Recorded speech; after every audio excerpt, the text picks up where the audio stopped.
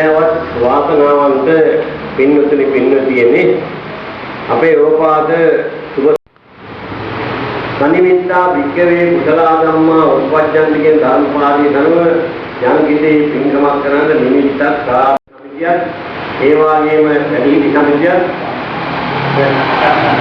යාම සංවර්ධන සමිතියක් මූලිකත්වයෙන් සිද්ධ කරන යාම සංවර්ධන සමිතියේ ආරාධනාවෙන් තමයි මේ ඉස්සරහට වෙන්නේ.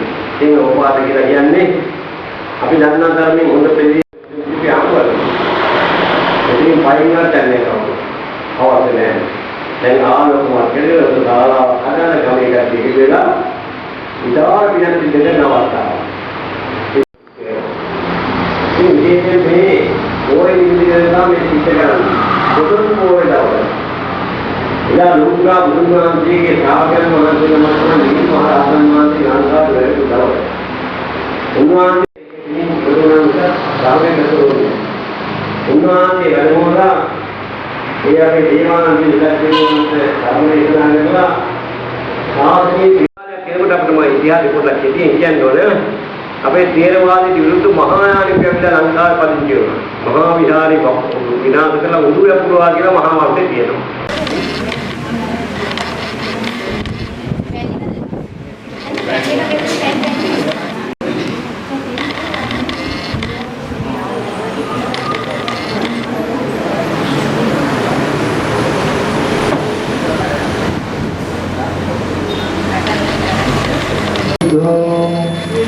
विद्याचरण संपन्नो सुदतो लोकविदो अनुत्तरो पुरुषधर्म सारथी सत्तादेव महे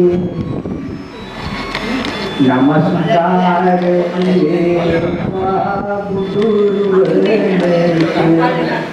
सर्वदा बुद्धू किन्ने शरणयामि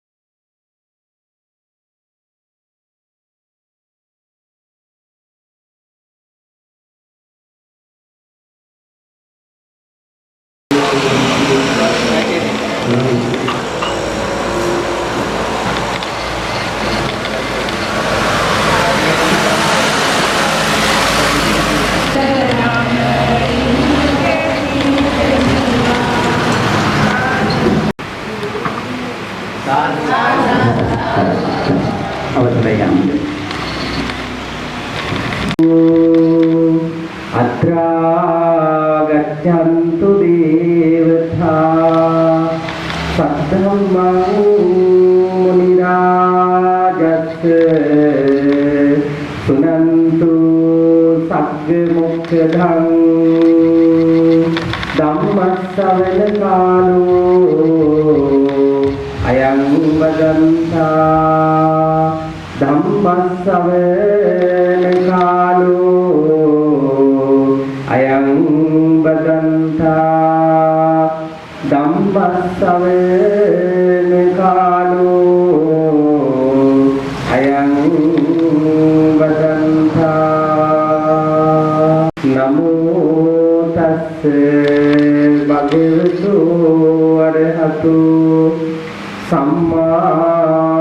සම්බුද්දස්ස නමෝ තස්ස භගවතු අරහතු සම්මා සම්බුද්දස්ස පත්තජායේත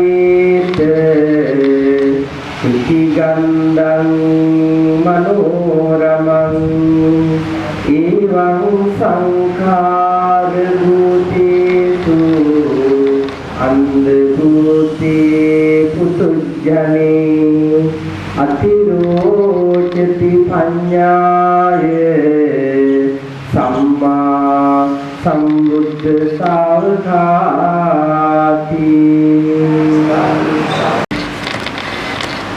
ආමිෂ පූජාවට වඩා හරිය ප්‍රතිපත්තිමය පින්කමකට යෝජනා ඉදිරි කරගෙන අද දවසේ ප්‍රතිපත්තිමය පින්කමක් මේ වෙලාවේ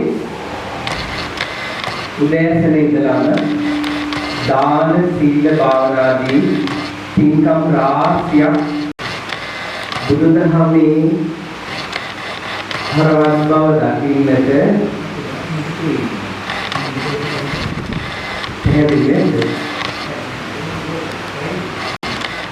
ජීවිතේ පරිණත බවක් අවශ්‍යයි.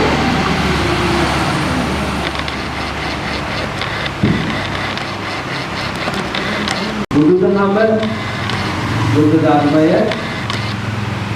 බෞද්ධ දර්ශනය ඔස්සේ සසර මඟ දකින්නට හොඳම කාල සීමාව.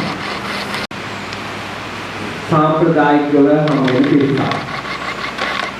ඉතින් අද අපිට සතුටුදායක කාරණාවක් මේක පිළිමි උපාසක මහත්වරු හැමගෙනාගෙනම මම දන්නවා ධර්මානුකූලව ජීවිතේ ගොඩනගා ගත්තු අය. ධර්මයට ලැබී අය. ධර්මයේ හරහා ජීවිතය හොයන අය. උපාසක අම්මලාගෙනුත් තුගක් අය